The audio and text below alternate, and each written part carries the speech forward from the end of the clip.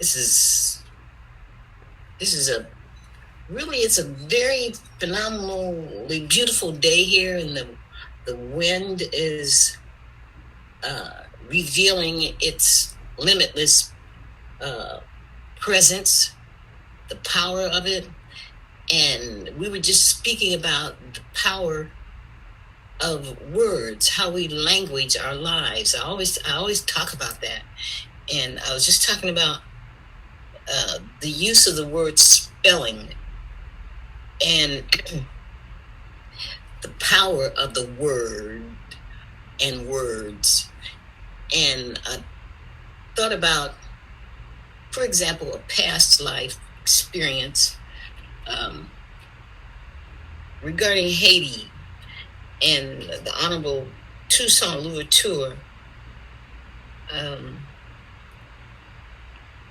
and how he utilized the very impressive power, Jean Dessalines, God, I'm trying to think of who else, of their magic people, the women who knew how to present the power, and may say cast. It means throwing forth, throwing out, quote, spells, unquote. They were doing spelling. That man, that heroic man, creator and builder of the citadel in Haiti, yet visible. And I've always wondered why the Haitians aren't spelling. Why aren't they casting the spells, the use of the living words, the powerful presence of language? And Toussaint Louverture, Jean Dessalines, and I can't think of the other one's name. They utilize the power of their, you could call them sages, they're wise women there, as the Caucasians deliberately reference the witch doctors. They're doing their candomblé, their macumba, their santeria, their voodoo. And I said, shoot, they need to be doing that today. The Catholic Church is doing it 24/7. Have been doing it after they learned a bit about it. And it's the most powerful, richest church on the planet. And our people need to be doing that, especially in these days and times when we're being cast out, cast away, cast asunder. Individuals utilizing these weapons, this weaponry, and massacring our people, firing on them. The presence of that word, firing, casting forth bullets. And we're so busy wrapped up in being forgiving. And what have you gotten for it?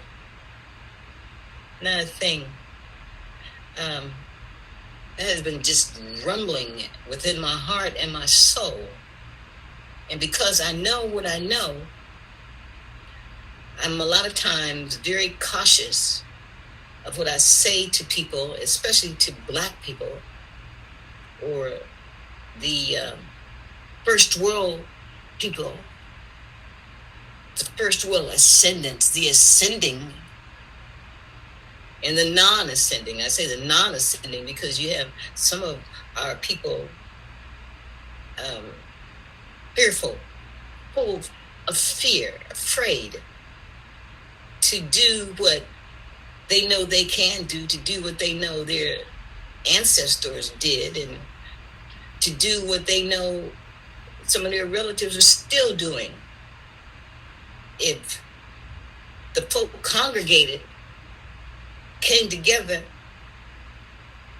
and as I say, pick up dust, throw bones, however they do that, however it be done, then things would be so much different.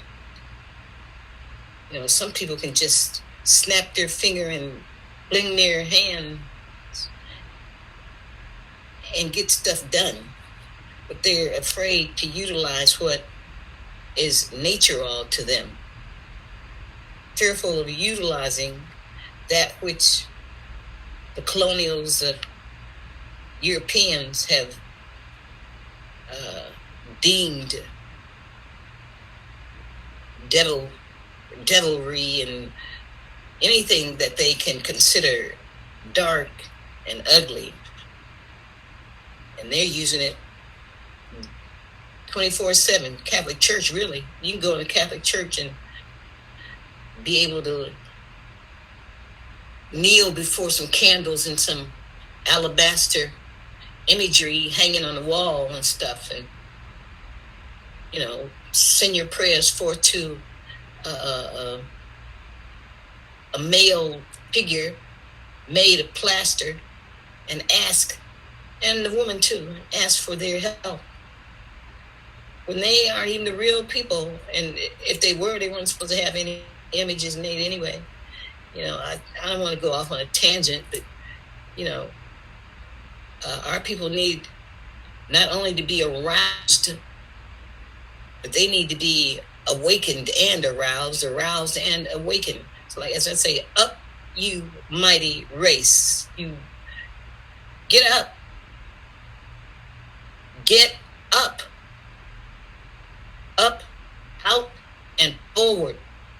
Continually. You know, cease being foolish. Oh, okay. I just need to leave that alone. It's so interesting what has been pulling, tugging, yanking at my soul is the horror of what happened in Buffalo, New York. A week and some ago. Was it 2 weeks ago? I mean, time moves. It waits for no one. When that demon outside Buffalo determined he was just going to follow through and go into the city, into a store, and murder humans. He actually, another thing that I talk about too is individuals acting and behaving wrapped.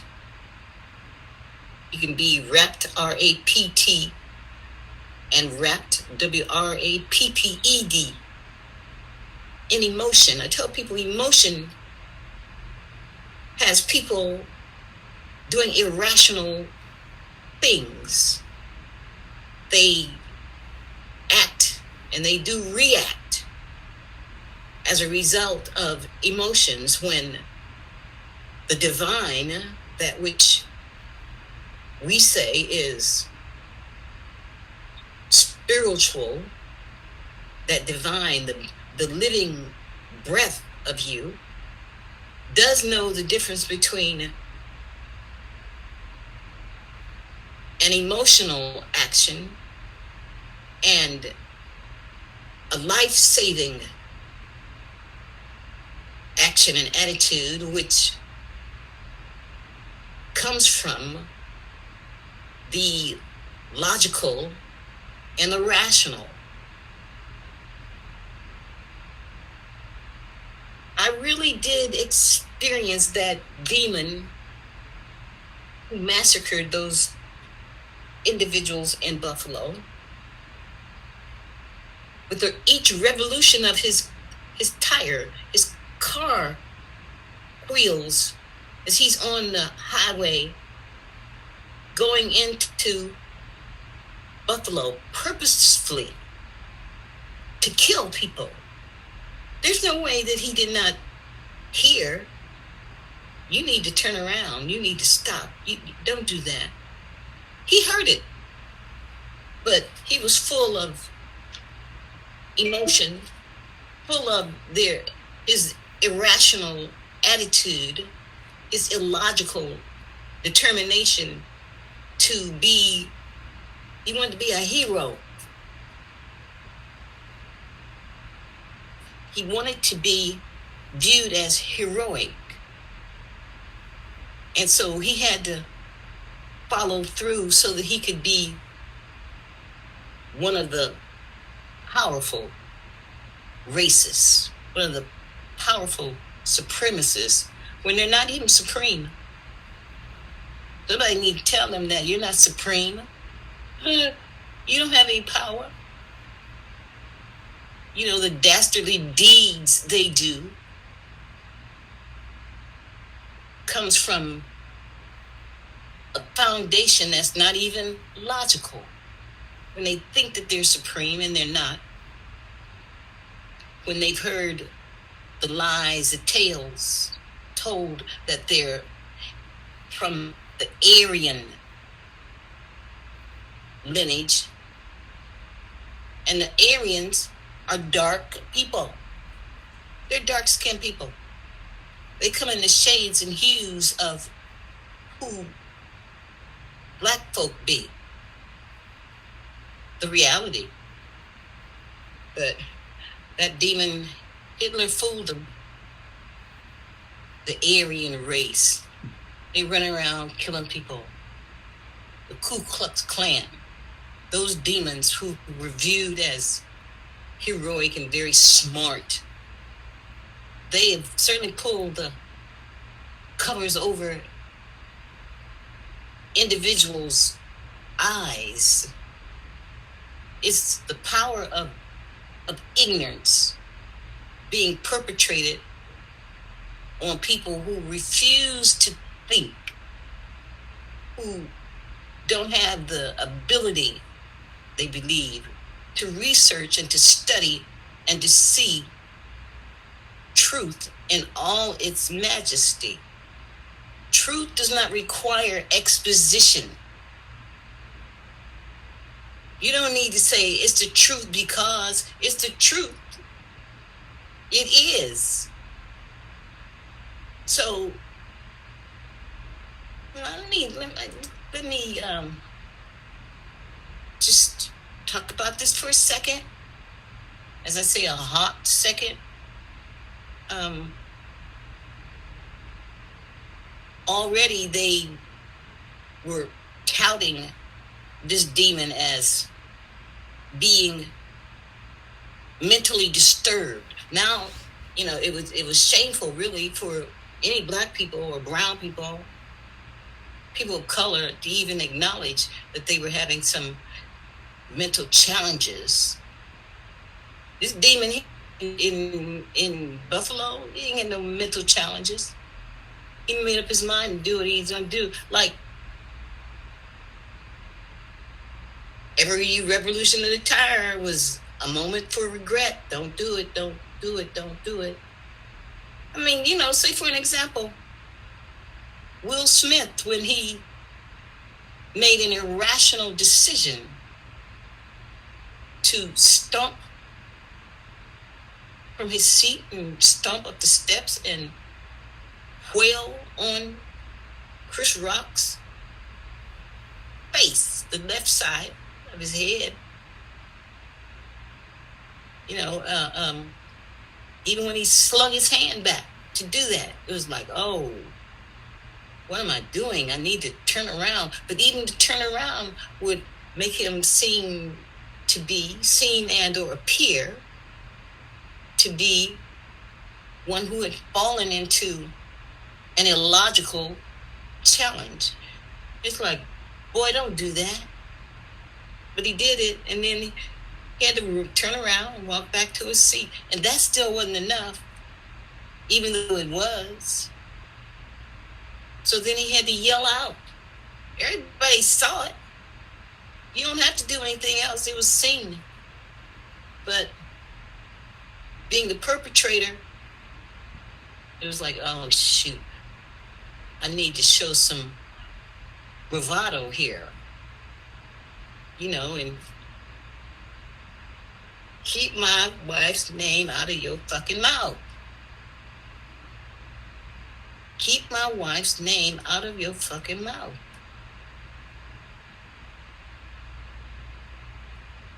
So people do regretful things. They do and say regretful words.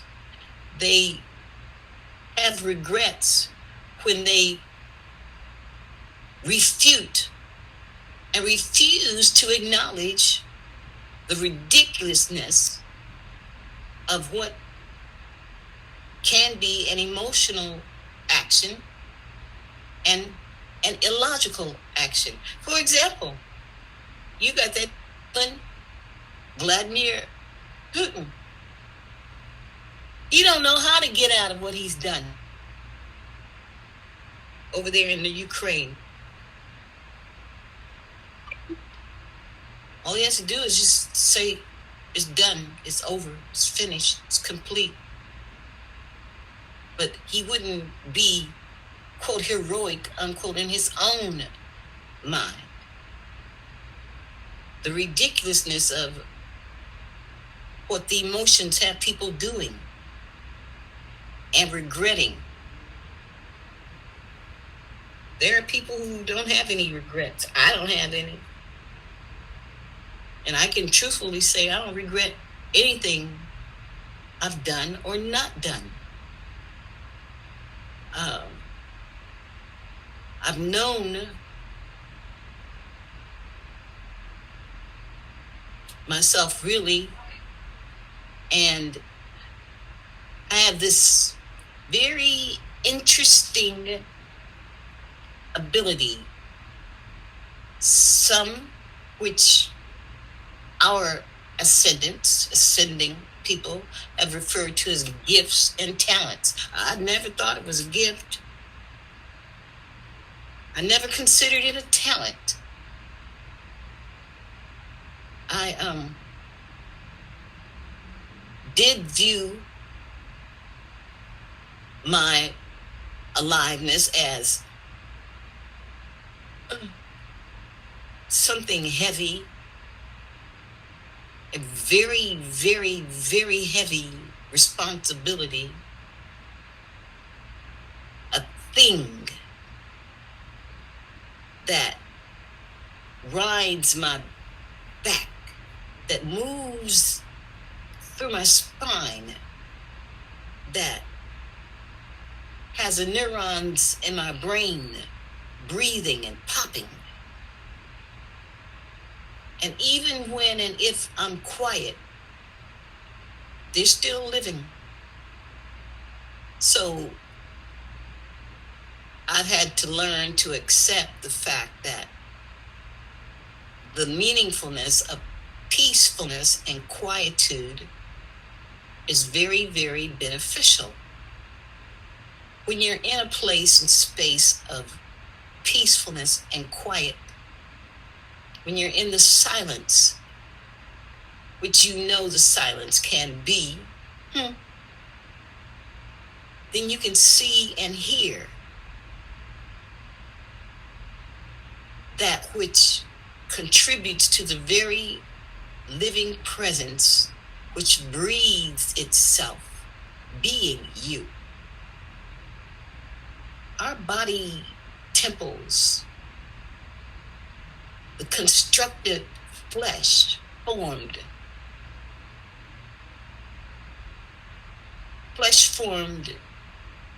male, man, human, flesh formed, female, woman, human, breathing.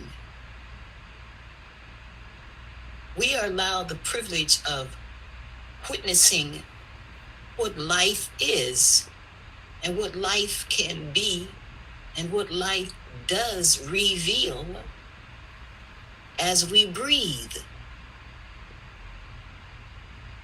So, those of we who breathe, in other words, we not dead, we're not lifeless. Those of we who can hear the sound of my voice, we know that we're alive. There are some who do not hear because of the physical, the ears, they're not hearing. They don't hear. They have no sound. They learn to live being who they are, and they learn to live how they be. To be comfortable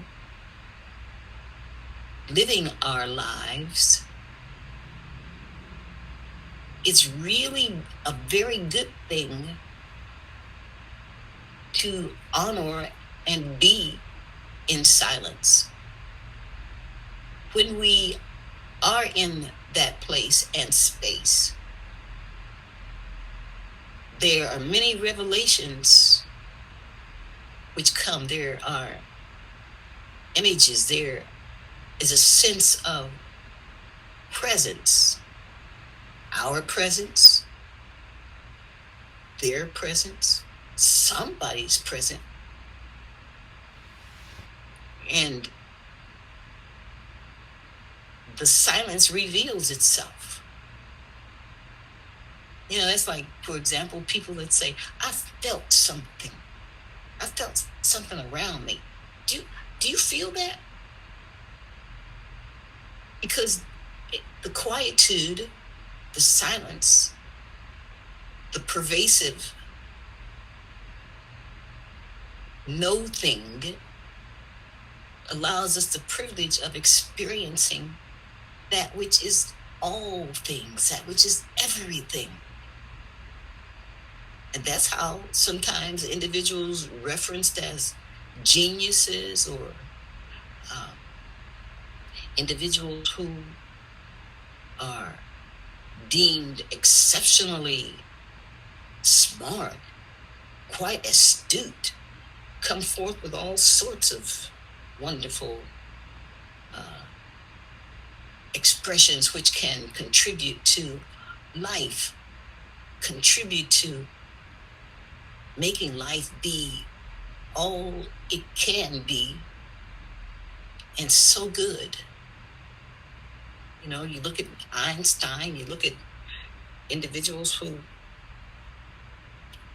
you can say weren't even educated, could barely speak, and they come forth with some really excelling concepts and ideas and theories. And well, you know, from theories you have to expound on theories, because a theory is just languishing until it evolves and grows and reveals what the basic premise of the theory is and how it's going to contribute to the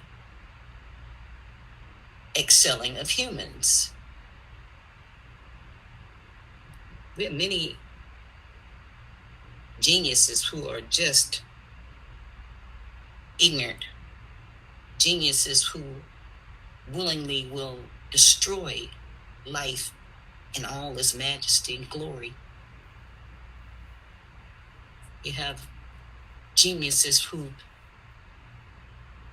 come up with some truly, quote, good, unquote, ideas, and those ideas take off and help to make the world a better place. You know, how it's going to be for medicine, how it's going to be for healing, how it's going to be for educating children, musical geniuses. There's somebody out there that knows what I'm talking about. And you have people who are genteel, Genteel. They can seem and or appear to be soft. They can seem and or appear to be just walking on their tiptoes. Individuals who don't, quote, act, quote, like another and or others. And they're being quite is in their gentility. Next thing you know, they've got some excellent fashion ideas, and they're got some beautiful paintings. If only people were really allowed to be proud of just hammering a nail into a plank or a big board, because they're on their way to being a phenomenal constructionist, a person who's building and designing that which is being defined within their heart and soul. I've spoken to many children in schools, pre-elementary, junior, senior, high school, colleges, universities. And they would wonder, why is this woman, what is she doing here? And I told one when I spoke at George Mason University in Virginia, outside of D.C. I said, I guess y'all thought I was coming in on a broom.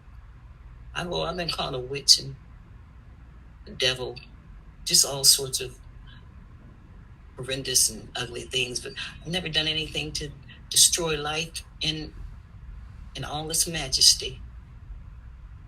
I just want people happy to comprehend who they are and love themselves and to be best, because they can be best and never ever be lesser than anybody. I don't care who it is, but there are humans who are so willing to tell another, you can't do that.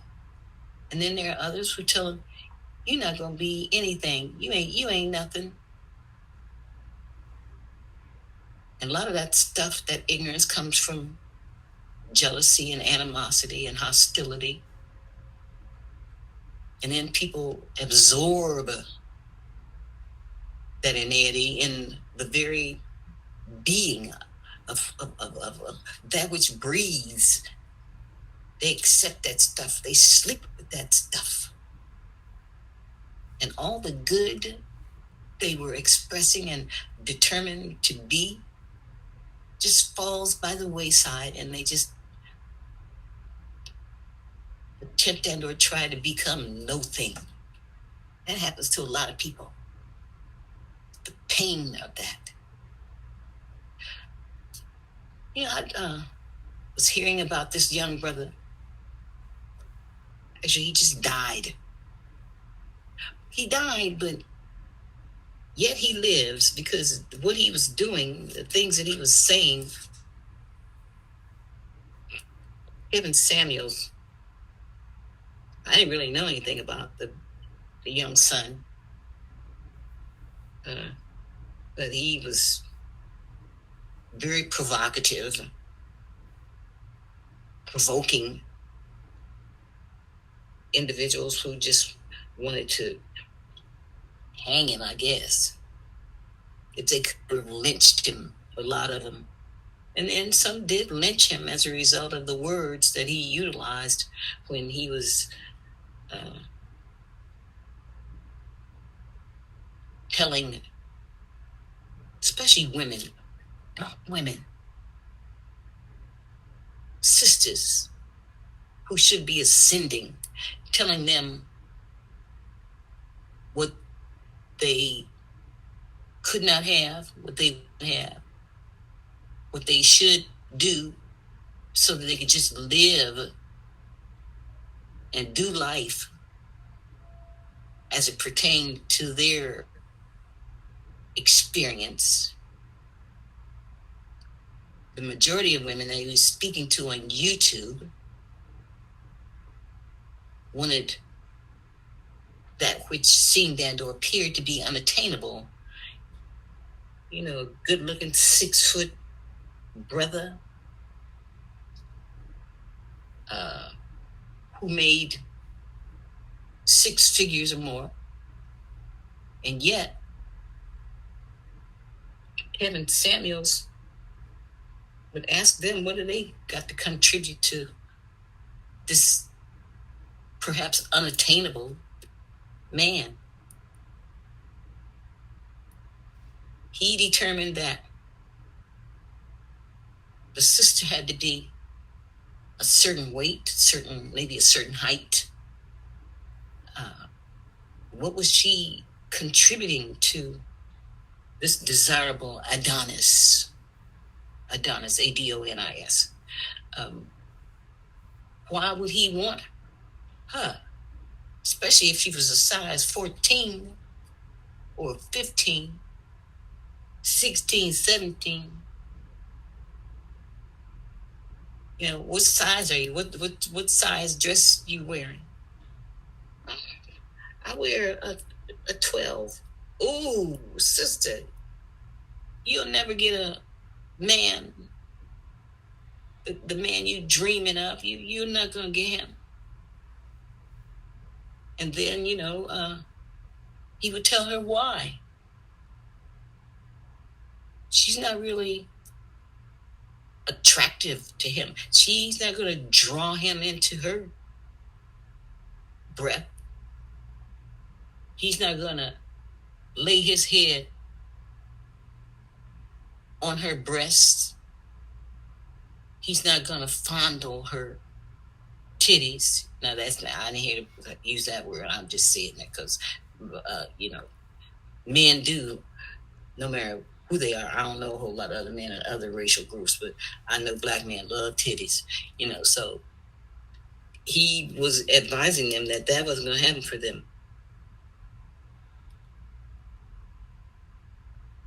Kevin Samuels, he died. When did that brother die? A couple weeks ago. He died allegedly in the company of a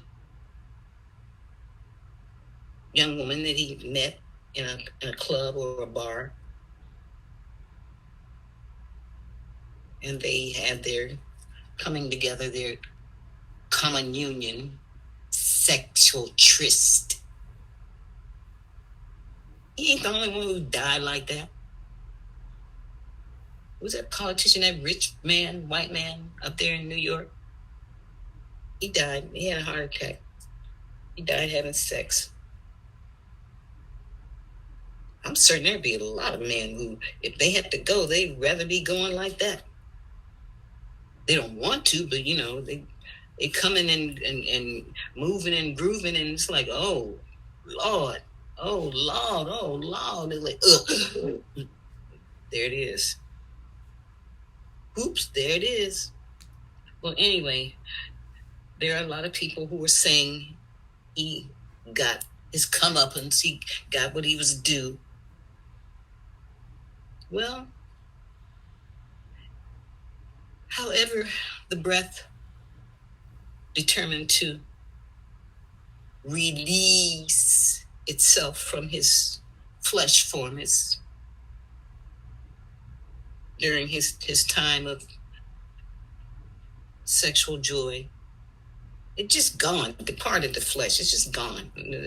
There was a lifeless body. And so a lot of people glad he dead. That's a terrible thing. You know, the brother grew himself. He determined what he was going to do, how he was going to do, and he did it. He also contributed to young brothers. I say young brothers, regardless of the number, how they should dress and present themselves.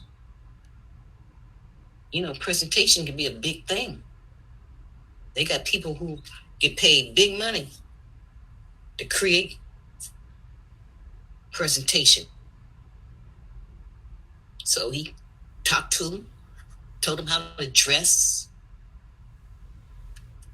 how to speak, being articulate, not some mumbling, bumbling, stumbling. Well, out there what I like, out there, that's what I'm gonna do. I'm gonna be that way. I'm gonna be asking them, and it's like, oh my, ooh. But you can have some 6-figure men who have been groomed. Well, whatever. Because I tell people, you can be born in a trash heap and come up and have the identity of something and someone fierce and fabulous, as well as these sisters. But in the work that I do, I'll tell a sister,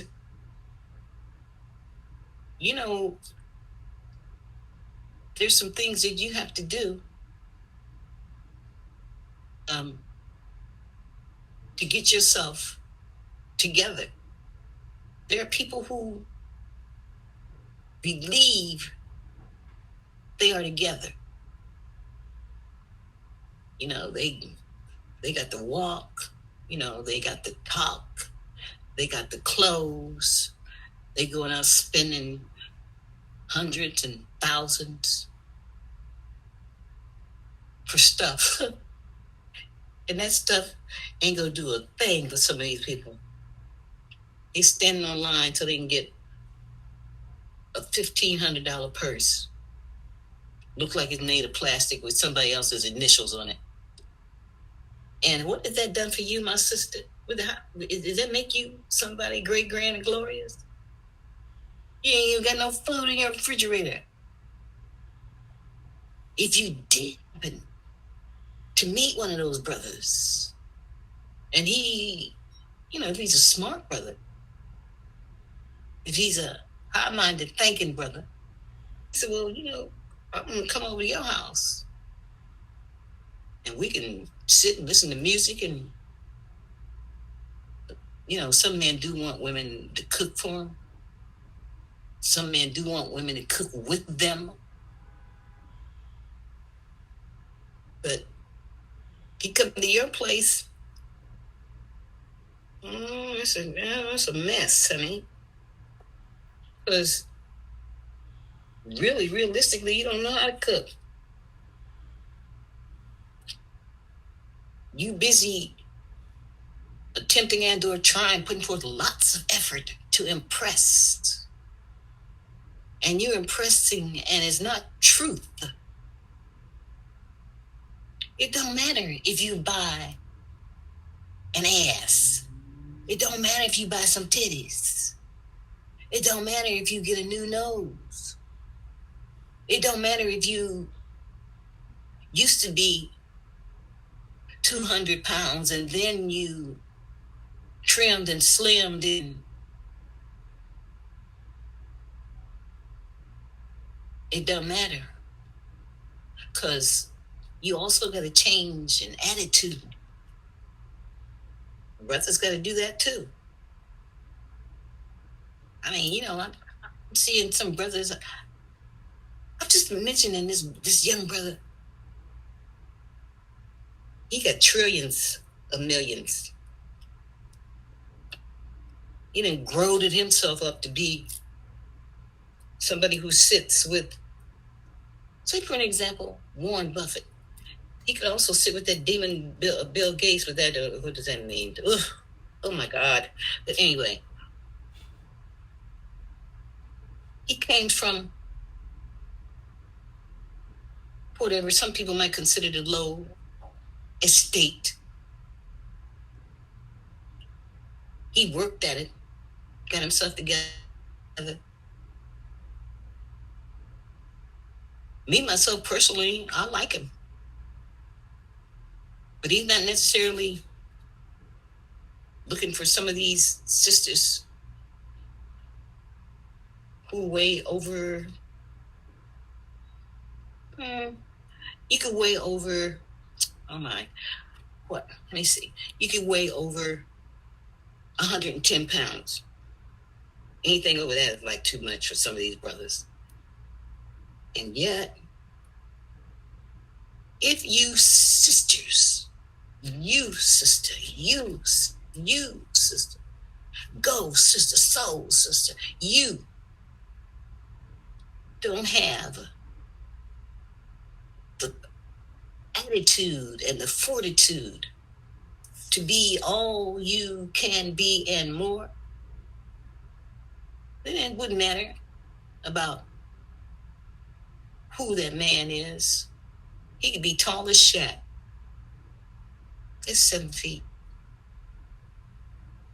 And, he'd be looking for a little teeny weeny woman. 140 might be a little bit too much for him. But Mr. Kevin Samuels, that brother was so blunt and so straight and so, I'm saying he's straightforward. That's what I mean. And tell you, look, that's not going to happen. He's being paid for his attitude, his contribution, his aptitude. Telling so many of you sisters what you weren't going to have, what you're not going to get. You're not going to get him. Because even though he used to be 300 pounds and he went down to 175 and he's 6'2", not only does he have brawn, his arms are now muscular and he got a new walk and new talk, and he could see you and pass you by. It'd be like, say for an example, look, I'm just using this as an example. That brother, what's his name, Stedman Graham. A lot of black people, they always talk to, to get the best, you got to have light-skinned. That's the way black people would say light-skinned and curly hair or wavy hair. And he got Oprah. Or Oprah got him. Or they got one another. But many of you who really don't comprehend, when Oprah was in The Color Purple, that character was really the reality, the real Oprah, how Oprah really looked. Sophia, the Harpo, if Sophia was not Oprah, or Oprah did not portray Sophia, where would Stedman be? He wouldn't be breathing around there. We as humans, black folks, we have to deal with reality. Our mothers wanted the best for us. Our grandmothers wanted the best for us. Our aunties wanted the best for us.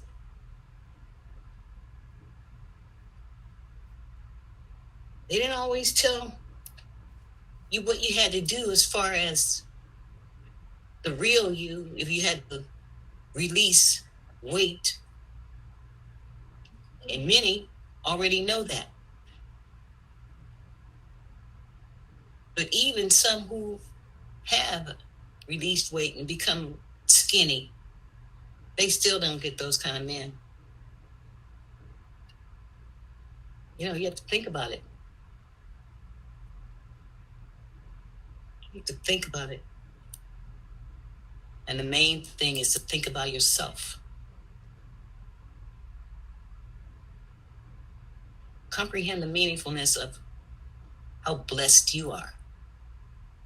And when you know that you are carrying additional weight on bones, you have to think about your health. Is it healthy? Not so much is it going to get you that man, but is it going to have you healthy? Where is your joy? I saw some of Kevin Samuel's presentations, and that brother was so forceful. It's like, ooh. But don't put yourself in that position to be, as some believe, demeaned in such a ridiculing manner. Don't ridicule yourself. For example, a real huge behind is of value on the continent.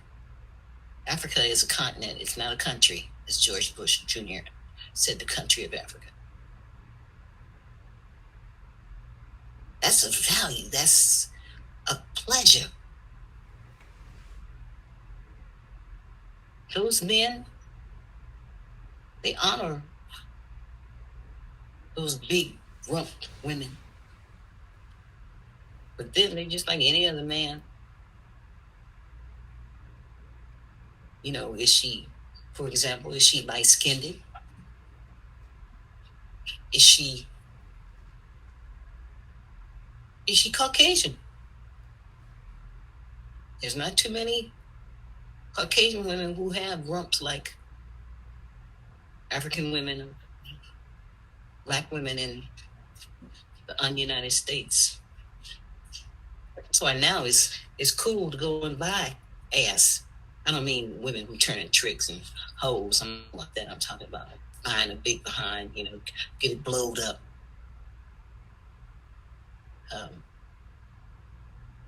Because there's value in that. Why? Because some man said it was. That wasn't really why I was going to be talking today, but matter of fact, I'm just tired of talking about that anyway.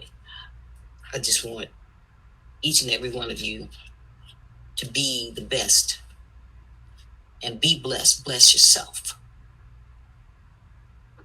Don't start thinking that you are not worth anything if you don't have a big ass, and if you don't have some big titties, or if you don't have butterfly eyelashes and,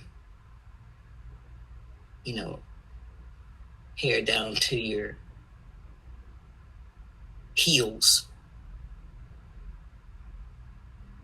But I've also told brothers, speaking of heels, I've also told brothers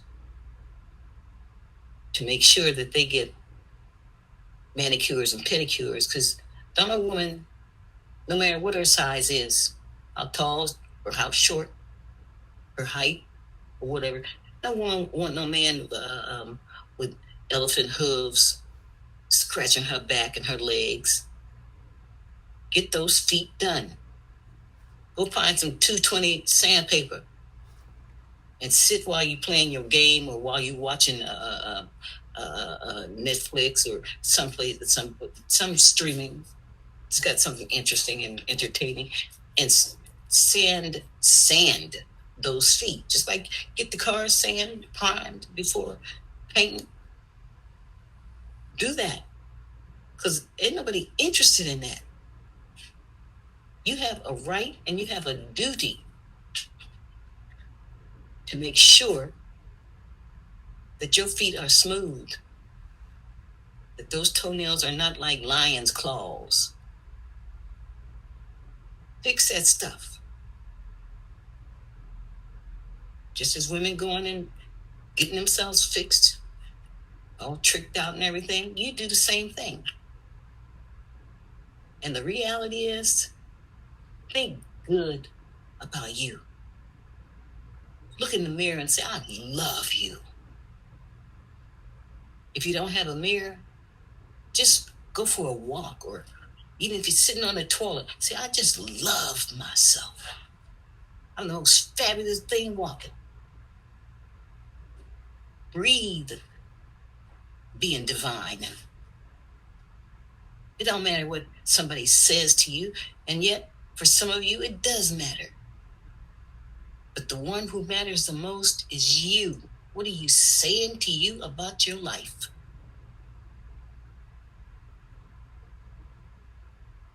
Your whole purpose should be first pleasing you, loving you. That's what your whole purpose should be. You first, really. It's not selfish. And it's not selfless. It's self. You're allowed to be your best because you come first. If you're not being taken care of you, then it's ridiculous to be looking for somebody else to come and take care of you, because they could come, I don't want to take care of you. Let me go find somebody else to take care of, and then decide I don't want to take care of anybody. All that right there, that's logical. It's logical. It's rational. It's caring. It's purposeful. You first. And then that other thing, just before I get ready to go from here right now, Mr. Samuels said to many women, you're going to die alone. Well, hey, the majority of folk die alone. So that's not like, oh, lost and forlorn. Oh, woe is me. Woe is me. I'm going to die alone. It's like, child, love yourself to the utmost. To the utmost. Love yourself to the utmost. Know that you're blessed to the utmost. Yourself first. Because if you don't take care of you, you can't do anything for anybody else. The more and the best you do for you, then you can be very selective and pick and choose. So if there's some man that does not choose you or want to be with you or believes you're worthy of being with him and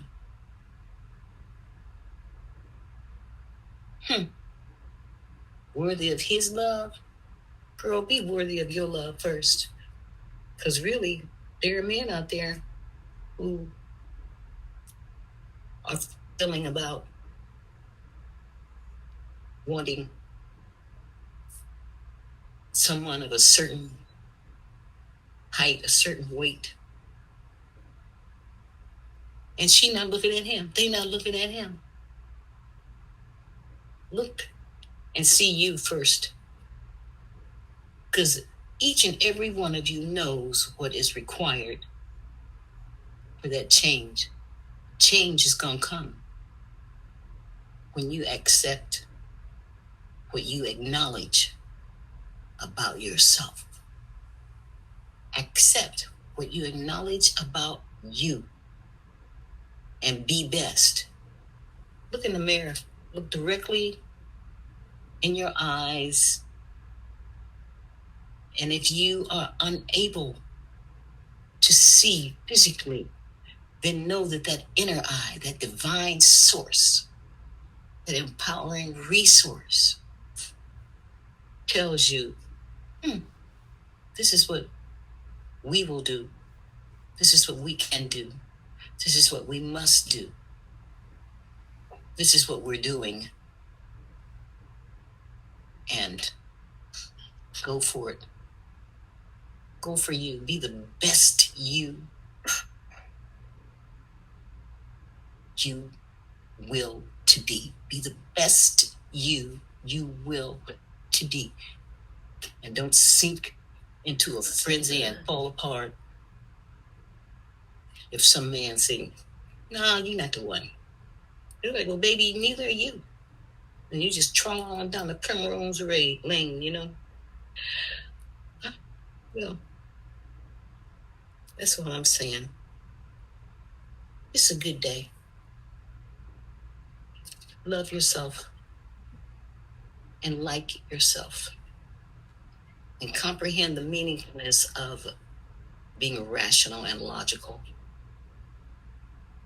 Don't fall out and roll in the dust and go and eating worms and stuff because you're all emotional. Emotion deaf people doing irrational things that they regret later. Okay, children. Love you as I love you.